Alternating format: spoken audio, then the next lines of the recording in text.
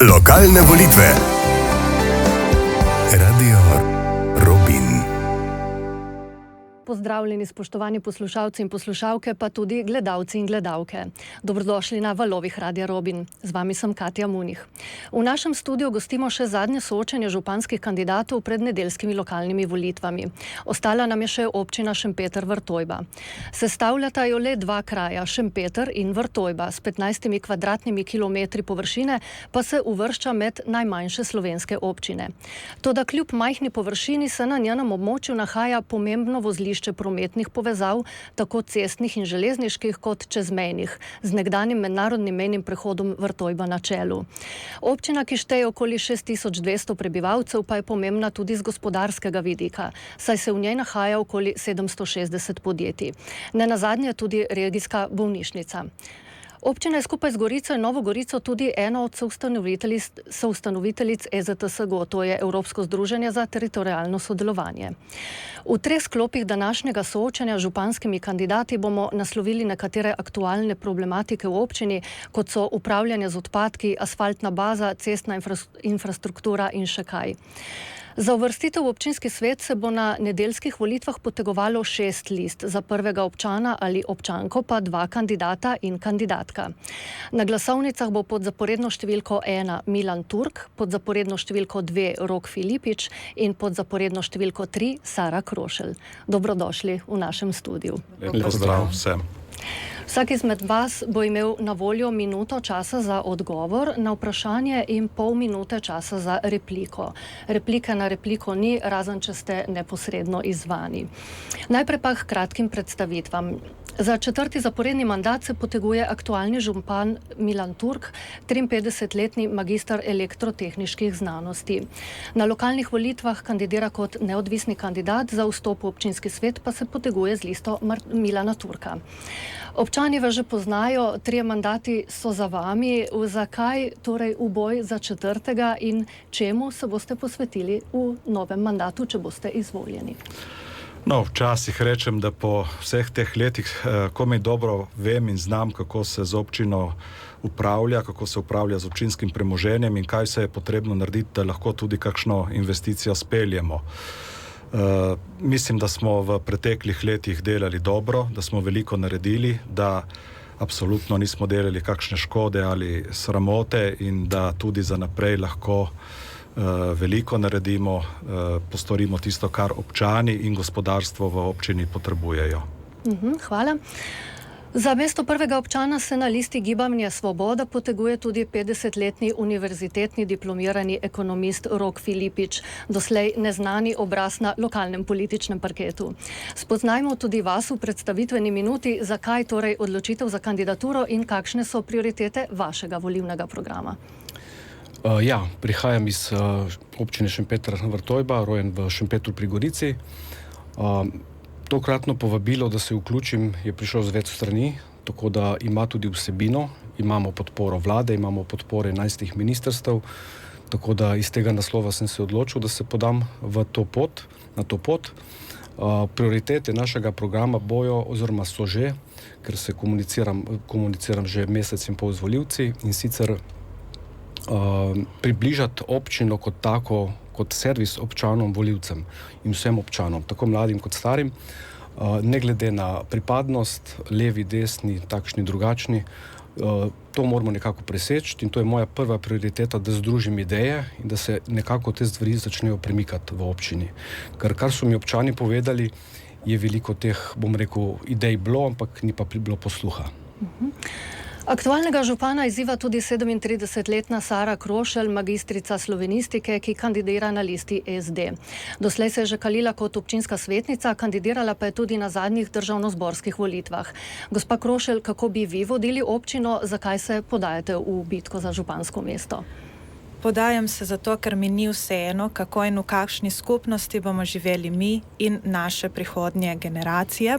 Prepričana sem, da je občina Šempeter-Vrtojba dosegla visok standard bivanja, tudi kakovost, in prepričana sem, da lahko svojim znanjem, ustvarjalnostjo in delavnost še jo zapeljemo na višji nivo. Skupaj z občani želim zgraditi sodelujočo in spodbudno skupnost za razvoj na vseh področjih in za vse generacije. Kako jo bom vodila? Tako kot vodim stvari v razredu, se pravi z velikim posluhom, skrbjo za vsakega posameznika in pa s postavljanjem uresničljivih, realnih ciljev, da jih vsak prepozna za svojega in se skupaj namenimo proti njim. Hvala vsem za odgovore, sedaj pa k prvi temi. Slišali smo že, da je gospodarstvo pomembna panoga v občini. Gospod Filipič, najprej vprašanje za vas. Kje vidite še neizkoriščene priložnosti, kako bi obstoječim podjetjem olajšali poslovanje v občini oziroma privabili nove? Glede na to, da je že veliko podjetij odšlo iz občine v sosednje občine, predvsem iz naslova, ker so dobili predračun za komunalni prispevek, ki mi ni ustrezal, in kot vemo, ker je eden izmed najvišjih, ne? Tako da se bom jaz trudil v prvi fazi, da ta komunalni prispevek znižamo, ker kot iz vidika podjetja, če nekaj investiraš, potem nekaj dobiš. In ravno tako je v občini. Občina mora investirati v svoje ljudi, v svoje podjetja, če želi to stabilnost ohraniti. Seveda moramo to stabilnost tudi malo vzdigniti, glede na sedanji nivo, ker smo po koeficientu občin padli kar precej mest. Tako da tukaj bo moja prioriteta, da se ta infrastruktura pregleda, obnovi, kjer je potrebno, in seveda, da se približamo podjetnikom, ker, kot sem že rekel, veliko jih je odšlo, tudi tisti, ki so bili prej v najemu in ki so imeli namen graditi, so se umaknili. Gospa Krošelj, kolikšno težo dajete vi razvoj gospodarstva v vašem volilnem programu, kaj bi postorili? Čim bolj konkretno, prosim. Konkretno. Se pravi, treba je vlagati v komunalno opremljanje poslovnih con in potem, ko investitorji prepoznajo, da lahko poslovne priložnosti izkoristijo in realizirajo v naši občini, jih je potrebno pri tem podpirati. Zdaj, tukaj sta dve možnosti. Eno je oprostitev plačila nadomestila za uporabo stavbnega zemljišča in tudi, da prilagodimo komunalni prispevek. Hkrati pa, se pravi, največ je potrebno postoriti, da se vlaga v urejene poslovne cone. Zdaj dobili smo tudi nek zagon z Ministrstva za gospodarski razvoj in tehnologijo. Smo prejeli 1 300 000 evrov, ki jih bomo nekako realizirali in vlagali v komunalno opremljanje poslovnih con in pa s poudarkom na prehodu na zeleno podjetništvo. Hvala. Gospod Turk, poslovni coni Lavžnik in Polje se razvijata, potreb pa je še veliko. Kje vidite potencial za širitev poslovnih con, a ne na škodo recimo kmetijskih zemljišč, kar je veliko pripomb? No, v Šempetru in Vrtojbi imamo še kar nekaj stavbnih zemljišč, ki so namenjeni razvoju industrije, tudi trgovine in drugih dejavnosti, tudi logistike in transporta. Največja je gotovo južna gramoznica, opuščena, torej gramoznica nekdanjega Primorja. Tam je več kot 100 000 kvadratnih metrov stavbnih zemljišč, ki so namenjeni tem dejavnostim. Precej prostora je tudi še na nekdanjem mejnem prehodu Vrtojba, na južni strani hitre ceste. Tudi v poslovni coni Polje, se pravi nekdanja tovarna Cimos, je tudi še nekaj zemljišč nad 20 000 kvadratnih metrov gotovo. Ma kdo kakšno repliko morda že? Ne? Ja, bi vseeno rad povedal komu replicirate? Gospodu Filipiču. Ja. Lejte, da bi veliko podjetij odšlo, ne drži, zelo malo jih je odšlo, veliko več jih je prišlo. Občina Šempeter Vrtojba je na število prebivalcev od leta 2008, ko je bilo zadnje najboljše leto pred krizo v letu 2009, povečala število zaposlenih, govorim na število prebivalcev, za 13%. Tudi tiste občine, ki se velikokrat primerjajo z nami, tega rezultata nimajo. Ne, da jim želim slabo, ampak mi smo tudi dobro delali. Še kdo? Gospod Filipič, prosim. Ja, jaz bi samo repliciral. Ja, uradni podatki kažejo, da se je število pravnih oseb znižalo. Ne? Se pravi, da jih je verjetno več odšlo, kot jih je prišlo. Ne, to ne drži. No, pa postrežite, prosim, po podatku. Ne, zdaj na pamet ne morem. Je potrebno pogledati na spletne strani Statističnega urada Republike Slovenije in tam je to precej jasno razvidno. Lahko vsak preveri. Tudi število delovnih mest, ki je gotovo veliko bolj pomemben kazalec kot pa število podjetij. Še gospa Krošelj morda?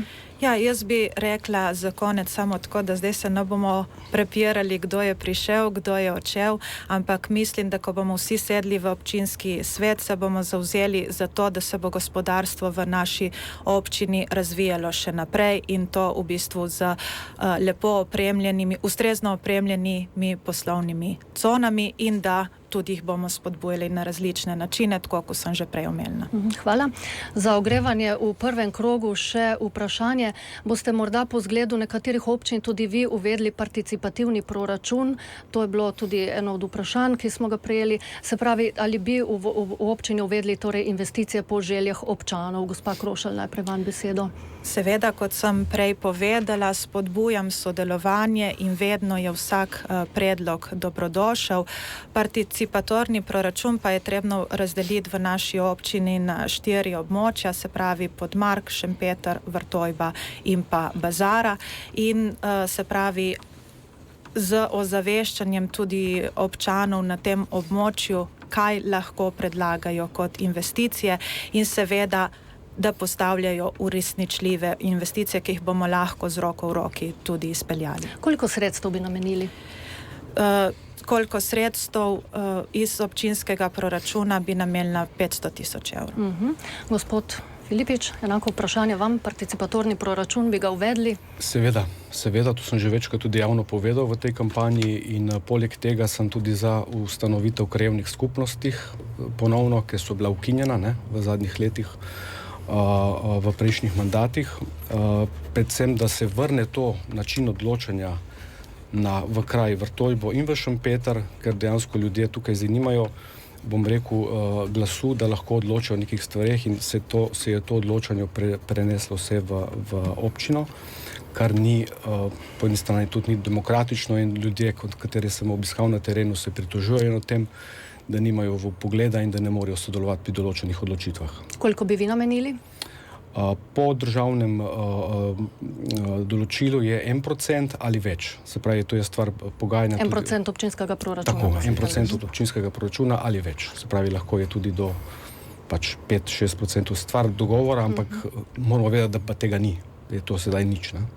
Še vi, gospod Turk? No, absolutno to ni nič. Zakon o lokalni samoupravi določa, da morajo občine vključiti tudi občane oziroma druge zainteresirane skupine pri oblikovanju proračuna. In to je občina Šempeter Vrtojba uvedla med prvimi. Sicer tega nismo poimenovali participativni proračun, to poimenujejo tako nekatere nevladne organizacije, ki imajo za to svoje motive, da to počnejo, tudi ponujajo občinam razne storitve, kako naj jim potem pomagajo to organizirati. To zelo veliko stane izvajati, neko glasovanje in podobne stvari in tudi učinkovitost je relativno omejena, tako da naš proračun je vedno oblikovan v sodelovanju z občanov, vrata so jim vedno odprta, predlogov je veliko, mi jih tudi že pred pripravo proračuna upoštevamo. Koliko bi recimo vi namenili, če bi imeli proste roke? Ves proračun je oblikovan v sodelovanju z občani in vsemi zainteresiranimi, tudi člani občinskega sveta. Nič si občina ne zmišljuje po svoje, tisto, kar so pa zakonske naloge, moramo se držati zakonov in drugih predpisov. Še kakšna replika morda? Ja. Izvolite, komu replicirate? Spet moram gospodu Filipiču replicirati. Ni res, da bi bile krajevne skupnosti v občini Šempeter Vrtojba kadarkoli ukinjene. Občina obstaja že 24 let. Niso bile ustanovljene. Namreč zakon o ustanovitvi občine je vse krajevne skupnosti ukinil in so morale občine statuti potem tiste, ki so želele ustanoviti krajevne skupnosti. Občina Šempeter Vrtojba jih ni hotela oziroma ni želela ustanoviti, čeprav je potekal na to temo tudi referendum v obeh krajih in je bil obeh pozitivno izglasovan. Jaz ne bi zdaj starih zadev pogreval, vendar ukinjene niso bile. Ja, tako da hvala lepa vsem trem za te odgovore v prvem krogu. Prišli smo torej do konca prvega sklopa soočenja kandidatov in kandidatke za župana oziroma županjo občine Šempeter Vrtojba. Privoščimo si sedaj nekaj glasbe, potem pa nadaljujemo na temo upravljanja z odpadki. Lokalne volitve. Radio Robin. Ponovno dobrodošli na predvolilnem soočanju županskih kandidatov in kandidatke Šempetersko-Vrtojbenske občine. Z nami so Milan Turk, Oton Filipič in Sara Krošelj. Prvo Se upravičujem, Rok Filipič. Prvo vprašanje tega sklopa vam bo zastavil Lojze Rehar iz podjetja Rešpet Logistika. Prisluhnimo. Moje vprašanje županskim kandidatom je, kaj bodo storili na področju logistike kot dejavnosti, ki je vezana na avtocesto oziroma hitro cesto, mejo, bližino pristanišč, kar vse daje veliko možnosti razvoja logistike. Zanima me, kako je s preselitvijo železniškega tovornega postajališča, ki bi moralo biti locirano na mednarodnem prehodu Vrtojba in sicer na tistem delu, ki ga zaseda zbirni center za ravnanje z odpadki in ki je, po mojem mnenju in informacijah, postavljen v nasprotju s prostorsko ustavo naše občine, saj zaseda prostor opredeljen z občinskim prostorskim načrtom kot prostorom za promet in prometu spremljajoče dejavnosti, nikakor pa ne za odlaganje odpadkov. Še to, ko je občina organizirala center za ravnanje z odpadki, je obljubila nižjo ceno odvoza odpadkov. Zdaj je ta cena kar 3-krat višja.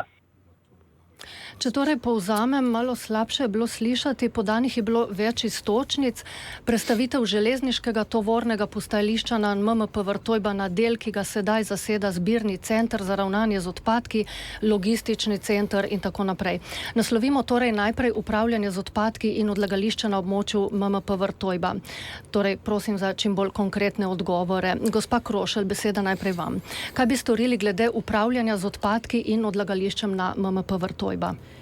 Zdaj, tukaj so se kresala mnenja na občinskem svetu, tudi na to temo smo 2-krat obstruirali občinsko sejo, kajti mi zagovarjamo, da zbirni center na postajališče MMP, kjer so urejena varovana in varna parkirišča, ne sodi. Tako da smo 2-krat predlagali umik točke ŠE164 iz predloga novega občinskega prostorskega načrta.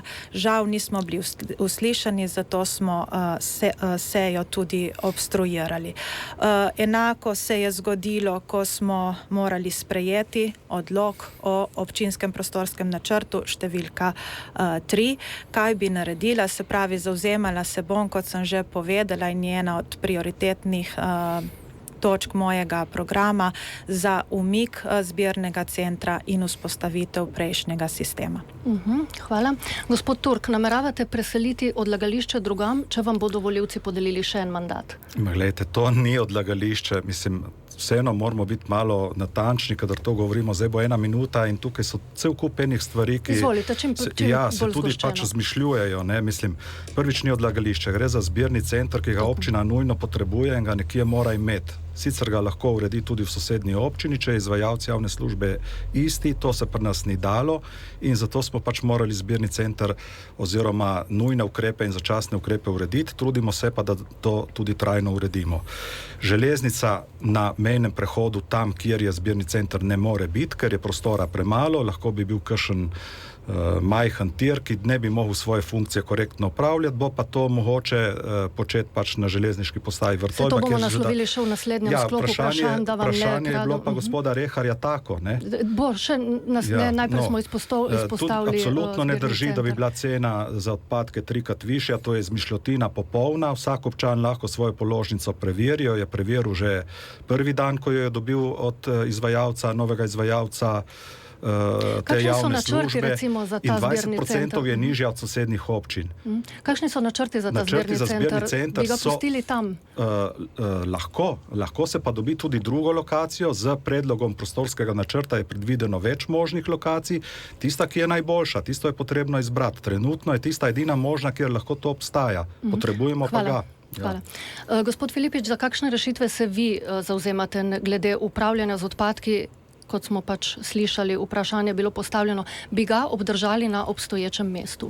Lejte, vsekakor ne, ker dejansko smo edina občina izmed 6, ki smo se tega šli. Drugič je to, kot če bi postavili hišo, stanovanjsko hišo najprej na teren, ki ima zemljiško namembnost, kmetijsko namembnost, pa bi potem zaprosili upravno enoto, da nam to spremeni v gradbeno parcelo. Jaz mislim, da se tega noben občan ne upa, kako se pa lahko to občina drzne, pa ne vem, lahko nekdo drug pojasni. Kje bi vi videli recimo prostor za tako zbirališče? Prostor in mogoče je to, lahko se bi to tudi ohranilo s tem, da bi se bilo potrebno ustrezno študijo narediti in se to prestavi v bližino čistilne naprave, kjer je določen prostor. Poleg tega je pa, kar se tiče stroška, moramo tukaj, bi jaz opozoril sedanjega župana, ko je rekel, da imajo nižje položnice, imamo približno 1 evro nižjo položnico na mesec na občana, imajo pa podjetja, se pravi pravne osebe, višji strošek, kakor če bi ga plačevali, če bi sedaj bili še vedno pod komunalo. To je preverljivo, izračunljivo, dokazano, realno. Morda replika? Ne, tudi to ne drži, absolutno ne. Boste še vi replicirali? Izvolite, gospa Krošelj. Jaz ne bom nikomu replicirala, samo dodala in tako izpostavlja mnenje, da ta postavitev zbirnega centra je neustrezna tako z ekonomskega vidika kot z ekološkega vidika. Z ekološkega, kot sem povedala, smeti na mednarodni mejni prehod ne sodijo, z ekonomskega pa, ker smo morali vzpostaviti lastni režijski obrat, nekaj je šlo za postavitev tega objekta, izpadu je dohodek od parkirnin, imamo dodatne zaposlene, tako da z nobenega vidika se ni izplačalo. Izvolite. Ja, to bom pa tudi moral replicirati. Absolutno se izplača, absolutno je ekonomsko utemeljeno, absolutno je tudi okoljsko sprejemljivo, to so tudi inšpekcije preverile. Res pa je, da namenskost je sicer stavbno zemljišče, na katerem bi bilo tudi po usklajenih predlogih občinskega prostorskega načrta je to možno urediti, trenutno pa v veljavnem občinskem prostorskem načrtu ni možno. Zato ga je treba pač spremeniti. Zemljišče je primerno, ne gre za mednarodni prehod, gre za pač parkirišče, prehoda ni več. Na drugi strani, čez državno mejo, čez žico so bile včasih veliki hlevi, kjer so imeli pač italijanski prevozniki živino, ki je bistveno bolj obremenjevala prostor. Ti odpadki, ki jih je zelo malo, pa prostora praktično nič ne obremenjujejo, tovorna vozila ga veliko bolj obremenjujejo. Izpada prihodkov od tovornih vozil ni, parkirišče je že prej ni bilo popolnoma zasedeno, zgubili smo 15 parkirnih mest in nihče ni odpovedal pogodbe in tudi mi je nismo nikomur odpovedali, tako da vsak ima še vedno možnost parkirati tam. Bi se vi, gospa Krošelj, recimo zauzemali za kakšno drugo lokacijo, kaj bi vi konkretno predlagali tukaj? Zdaj, najprej je treba razčistiti te stvari, da bojo stale na zakonitih temeljih. Ko smo povedali, tako kot je župan povedal, ta zbirni center ni v skladu z obstoječim prostorskim načrtom, nima uporabnega, nima gradbenega dovoljenja, tako da najprej je treba te zadeve razčistiti in si naliti čistega vina. Potem pa, kot sem povedala, vzpostaviti sistem, kot je bil prej, seveda z komunikacijo in s tem ciljem, da občanom ponudimo sprejemljive cene za ravnanje z odpadki. Bi šli v to varianto, da bi vzpostavili sistem, kot je bil prej, se pravi 6 občin skupaj komunala? To smo si mi vedno želeli, se občina ni sama odpovedala komunali pogodbe. Komunala je odpovedala občini pogodbo in upala, da nas bo prisilila, da bo edini ponudnik, ki bo pač po vsaki ceni lahko pač to javno službo izvajal. Izkazalo se je, da je na javnem razpisu bila več kot 2-krat dražja od drugega ponudnika in zaradi tega so pač take razmere, kot so. Nujne in začasne ukrepe za zbiranje odpadkov smo bili pa dolžni narediti. Če sprejmemo spremenjeni občinski prostorski načrt, bomo pridobili vse možnosti, da pridobimo tudi gradbeno in porabno dovoljenje za zbirni center. In to bomo tudi naredili. Še kakšna replika za ta krog vprašanj morda? Ja, jaz bi tudi to poudarila, da zakaj je bila komunala prisiljena se zauzeti za tako imenovano sodno pot, zato ker v bistvu je na podlagi svojih izračunov elaborata predlagala eno ceno, župan pa nam je na podlagi svojih izračunov na občinskem svetu ponudil drugo ceno. Tako da te cene niso bile usklajene, izvajalcu gospodarske javne službe je zato za določeno obdobje tudi nastala izguba in zato so se stvari zapletle. Boste replicirali? Ja, mislim, to še ne vemo, mu je nastala izguba ali ne, sicer trdi, dokazov še ni, tudi po vseh teh letih nam ni še dal nobenega konkretnega izračuna. Poteka sicer sodni spor oziroma pravda, ki ni prišel niti še do prve obravnave po vsem tem času, kar se zelo čudim. In kot pravim, občina ni želela odpovedati pogodbe, ceno smo pa določili tako, kot jo predpisujejo predpisi, namreč izvajalec javne službe je dolžan vse svoje izredne prihodke, ki jih je ustvaril iz javne službe, tudi vključiti v poračun, tega pa ni naredil, pač pa si je iz tega naslova izplačeval dividende skozi dobiček. Še vi ste želeli repliko, gospod Filipič? Ja, jaz bi sam na kratko želel in sicer, če občina pristopa k reševanju nekega problema na tak način, ne, se pravi, da nima urejenih papirjev, potem, ne vem, me podaja velik dvom, kaj se dogaja za nekatere stvari, ki so javnosti neznane in je lahko tukaj cela zgodba še pri drugih zadevah, ne, ki nam niso razkrite, tako da toliko v razmislek občanom. Ničesar ni skritega. V razmislek, sem rekel. Ja, si prav. Izpostavljeno je bilo tudi vprašanje logističnega centra. Če se povrnemo na to vprašanje podjetnika, kako odgovarjate, gospod Turk? Glejte, v občini Šempeter Vrtojba so tisti logisti, ki so imeli ta namen, to dejavnost razvijati, dobili zelo veliko prostora torej v poslovni coni Lavžnik in v poslovni coni Polje, so tudi nepremičnine nakupili po moje relativno ugodnih cenah, si prostore do neke mere uredili in tam izvajajo dejavnost. Trenutno imamo izredno veliko tovornih vozil, 360 vlačilcev in 360 prikolic za take vlačilce in to se je povečalo tudi v teh letih, ki sem jih prej omenjal, vsaj krat 2 je šla ta številka. Se pravi, občina je na tem področju veliko naredila, oziroma naredili so podjetniki sami, mi smo pa samo pomagali za gradnjo infrastrukture. To nameravamo še naprej početi, tudi gospodu Reharju bomo pomagali, ne glede na to, da navaja lažne podatke in prikraja tudi informacije, to je počel tudi že pred prejšnjimi volitvami, s plačanimi člankami v časopisih, kar se mi ne zdi korektno in prav, to pač o takih stvarih odloča občinski svet in tam je pravi naslov za to. Gospod Filipič, vam enako vprašanje? Vsekakor je logistični center potreben nekje ob avtocesti, ker vemo, da vsa velika mesta oziroma neki punkti, točke ob avtocesti imajo svoje logistične centre. Tako, ko jih Ljubljana premika v območje Grosuplja, Logatca, ga potrebujemo tudi mi, nedvomno. Ta prevoz se povečuje, kamionov je, tovornih vozil je na cestah vedno več, tako da tukaj mislim, da smo si edini, da takšen center prej ali slej mora se zgoditi oziroma se zgraditi.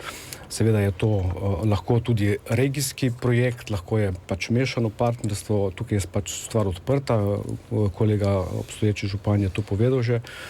Tako da tukaj jaz sem seveda za to zadevo, da se uredi in da postane to mednarodni mejni prehod kot pravi mejni prehod, ki ima tudi svoj logistični center. Še gospa Krošelj? Tako, na področju nekdanjega mejnega prehoda potekajo pomembni koridori, pomembna cestna vozlišča, tudi bližina meje z Italijo omogoča razvoj logističnih centrov. Tudi sama bi ga postavila na tistem področju, predvsem pa zato, ker razvoj takih logističnih centrov bi na dolgi rok podpiralo tudi druga področja v občini Šempeter Vrtojba. Hvala. Mogoče samo še replika. Izvolite še replika. Komu replicirate? Gospodu Filipiču. Dobro. Zdi se enostavno, ne, občina naj bi zagotovila logistični center. Občina ne sme vlagati svojih sredstev, niti jih nima dovolj v tovarne ali v skladišča. Ne more tega narediti. Občina lahko zagotovi samo s prostorskimi akti prostor in dolžna je urediti javno infrastrukturo. To pa počnemo za vsa podjetja, ne samo za logiste. Jaz sem v mislih, da občina aktivno sodeluje, ne pa da dejansko postavlja, bom rekel, v kot določene podjetnike in da se jih s tem omejuje oziroma določene stvari tudi mogoče zavlačuje. Noben ni omejevan nikoli. No, zagrizli bomo še v eno kislo jabolko, v asfaltno bazo v Vrtojbi. Problematika je znana. Krajani so pred 3 leti ustanovili civilno iniciativo, ki se bori za odstranitev tega obrata iz kraja, saj bi se radi rešili smradu in onesnaževanja. Ves čas zatrjujejo, da asfaltna baza na tisti lokaciji deluje brez ustreznih dovoljenj. Tudi tu bomo prisluhnili vprašanju oziroma bolj pričakovanju prebivalcev. Zastavil ga bo Miloš Nemec, predsednik civilne iniciative Vrtojba. Kot civilna iniciativa Vrtojba, ki se, mislim, že 3 leta borimo, da ta smrad nekako spravimo z Vrtojbe, torej asfaltno bazo v Vrtojbi, pričakujemo, ne glede, kdo bo v nedeljo pač strani volivcev izvoljen, da se to delo nadaljuje, torej nadaljnje sodelovanje občinskih struktur županom na čelu in mislim, da ne samo civilna iniciativa, ampak da to pričakujemo vsi prebivalci Vrtojbe, saj je ta dejavnost sredi vasi praktično ne sme biti in sigurno s to dejavnostjo je tudi sama Vrtojba degradirana. Tako, slišali ste, krajani pričakujejo, da jih bo občina še naprej podpirala in jim tudi pomagala pri njihovih prizadevanjih. Kaj jim odgovarjate? Kakšno konkretno pomoč bi ponudili, gospod Filipič, najprej vi? Jaz bi vsekakor pohvalil civilno inicijativo, ker je veliko dela naredila v tej smeri. Jaz, če bom župan, bom vsekakor jim pomagal, tako njim, kot drugim organiziranim skupinam. Je pa tako, da se zavzema za umik te baze. Vsekakor veliko ljudi je že umrlo v tistem ožjem okolju, dokazano, so imeli raka in so umrli. Tako da tukaj ni dileme, da ta stvar se ne bo umaknila prej ali slej, vprašanje je časa. Seveda tukaj so tudi velika pogajanja z lastnikom, ki seveda izgubi del oziroma se mu povečajo stroške, ker mora to asfaltno maso prevažati iz nekje druge na naše bližnje lokacije. Tako da kompleksnost tega problema je velika, kot vsi vemo, in jaz sem vsekako, da se ta zadeva v prvem mandatu umakne. Ampak kakšne rešitve konkretno bi ponudili? Recimo, kakšno pomoč? Ja, pomoč je takšna, da v bistvu pri umiku se vsi problemi izničijo, ker krajanom to smrdi, osebno smrdi tudi pri naši hiši, to vohamo zjutraj, čeprav smo 1,5 kilometra zračne razdalje odmaknjeni. Z umikom je ta rešitev pač urejena za vseh. Gospa Krošelj, vi?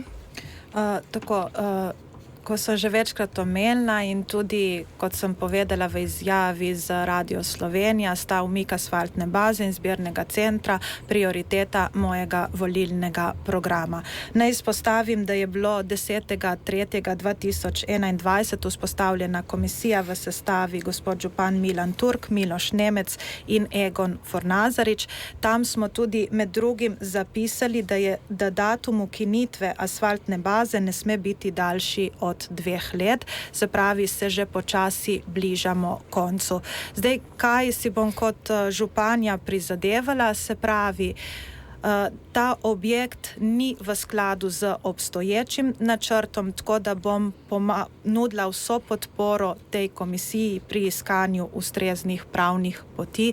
In morda tudi nadomestne lokacije, kaj ne? Ja, to bo sicer malo težek, tako kot smo povedali, gre za precej kompleksen problem. Se strinjamo. Še gospodu Turku beseda, potem pa replika. Nadomestne lokacije v občini Šempeter Vrtojba ni, to vsi vemo in tudi verjetno v drugih občinah jo bo zelo težko dobiti. Od leta 1987 je ta prostor namenjen za druge dejavnosti, takrat je tudi upravljavec asfaltne baze nehal črpati gramos, približno v tistem času, in takrat bi moral tudi gramoznico sanirati. Kaj vse se je dogajalo vmes, da se je to dopuščalo, mi ni jasno, tudi bi bilo premalo časa, da bi zdaj to razčistili. Ugotovili smo pa, da verjetno od samega začetka obratuje brez potrebnih dovoljenj, ki se tičejo gradbene zakonodaje, da obratuje brez potrebnih dovoljenj po novih okoljevarstvenih zakonih. Civilni iniciativi občina izdatno pomaga v zadnjem času, odkar smo pač do teh spoznanj prišli, jim na vse načine nudimo vso možno asistenco, ki je pač potrebna, da pridemo do teh ciljev. Na zadnje se bomo verjetno odločili, se bo civilna iniciativa odločila tudi vložiti tožbo na sodišče, kar omogoča novo sprejeti zakon o varstvu okolja, številka 2. In tukaj jim bomo pač na nek način asistirali oziroma pomagali. Tudi z upravljavcem in lastnikom asfaltne baze se redno pogovarjamo, kako bi to čim prej izpeljali brez prevelikih bolečin. Gospod Filipič, ste imeli repliko? Ja, jaz sem hotel samo še dodati, da glede na to, da ima obstoječi lastnik podobno asfaltno bazo, ki je veliko zmogljivejša pri Razdrtem, je mogoče z njim doreči, da se te kapacitete toliko ojačajo v tej lokaciji, da se pač zapolni ta manjko, ki bi ga prinesel pač ukinitev te baze v Vrtojbi. Bi podprli morda tudi, če bo potrebno dokazovati onesnaženje, da bi občina recimo, podobno kot je bilo v Kanalu, financirala kakšne meritve zemljine, zraku? To smo že naredili tudi. Tako, Če bo treba se še dodatno, ne sem rekla, če bo treba kako dokazovanje. Seveda, občinski proračun med drugim predvideva postavko za varstvo okolja in znotraj te postavke je treba tudi vključiti za različne študije in asfaltna baza je prva, ki bi bila financirana iz teh sredstev, ki bi jih namenili študijam. Še kakšna replika morda, če ne zaključujemo ta krog? Prišli smo tudi do konca drugega sklopa soočanja županskih kandidatov, čas hitro mineva. Ponovno si bomo privoščili nekaj glasbe, potem pa nadaljujemo z novim sklopom, v katerem bomo naslovili še nekaj aktualnih vprašanj. Odprli pa bomo tudi telefonske linije za vaša vprašanja, spoštovani poslušalci in poslušalke, na telefonski številki 05 330 28 28 boste lahko tudi vi zastavili vprašanje županskim kandidatom. Kmalu bomo nazaj. Lokalne volitve. Radio Robin. Dobrodošli ponovno na soočanju županskih kandidatov občine Šempeter-Vrtojba, Milana Turka, Roka Filipiča in Sare Krošelj. Zadnji sklop vprašanje pred nami in bomo hitro kar začeli z njimi, kar nas čas preganja. V začetku smo že omenili, da je v občini veliko delovnih mest, torej tudi dnevna migracija ljudi zelo številčna. Poleg tega se na območju Lade obeta novo naselje, ki bo pomenilo dodatno obremenitev za cestno infrastrukturo, še zlasti za ozko grlo pod železniškim nadvozom, ki bo najbližja pot do središča Šempetra denimo. Kako se nameravate spopasti s temi izzivi? Gospod Krošelj, beseda najprej vam. Izzivi bodo kar težki in v prvi vrsti, tako bom rekla, je treba tudi občanom prisluhniti, zato ker so že sprejeli sami so si uredili določene ukrepe proti hrupu tega železniškega prometa in tukaj bo treba veliko komunikacije z Ministrstvom za infrastrukturo, ker bo treba kar veliko sredstev načrpati, da bo ta infrastruktura prijazna vsem in občanom in za gospodarstvo in za razvoj infrastrukture. Gospod Turk? No, mi smo se že v preteklosti potrudili, da je infrastruktura taka, da omogoča te migracije, ker se pač problematike zavedamo. V bodoče bomo s tem nadaljevali. Konkretno pod biotehniško šolo bo nastalo tudi krožišče. Pot v Vrtnarsko ulico oziroma Cvetlično ulico ali pa ulico Padlih borcev bomo uredili tako, da ne bo tranzitna, se pravi odprta bo v končni fazi. Je treba še to dobro premisliti. Imamo že preliminarne študije za kolesarje in pešce. Iz teh sosesk pa bojo dostopali do Šempetra in drugih krajev preko šempetrske obvoznice, ne preko te ulice. Tako da to je jasno. Trenutno se gradi še eno krožišče, gradi ga sicer Direkcija Republike Slovenije za infrastrukturo proti Lesnini, občina pa sodeluje za nekaj projektne dokumentacije in zemljišči. Hvala še gospod Filipič. Ja, jaz sem vsekakor za to idejo in sicer, da se poleg tega krožišča, ki je v izvozu iz Lade, naredi tudi nadvoz, ki bi peljal reševalna vozila direktno v urgentni center, se pravi zdaj reševalna vozila, ki pridejo z avtoceste, grejo, ker je tabla Šempeter, grejo mimo starih vozil in dejansko je ta hrup s sirenami zelo moteč za občane skozi center Šempetra. Poleg tega, da ne govorimo, da lahko v tistih 2-3 minutah nekdo, ki ni oskrbovan, ko zamudi oskrbo, lahko tudi umre v rešilnem vozilu. Poleg tega bi tukaj združil tudi brv oziroma nek most, ki bi šel čez to cesto, ker krajani Podmarka to pričakujejo že več let. Bilo je že kar nekaj študij narejenih, pa tudi ocena investicije, ker veliko staršev mlajših otrok pač ne dovoli otrokom se sprehajati oziroma prehajati na to spodnje igrišče, ker je ta cesta, ki je sedaj povezuje Šempeter in Rožno dolino, prenevarna. Tako da to bi bila rešitev. Poleg tega se zavzema za postavitev hitrostnih ovir v vseh lokalnih ulicah, kjer so že krajani opozorili in naslovili na občino to zahtevo.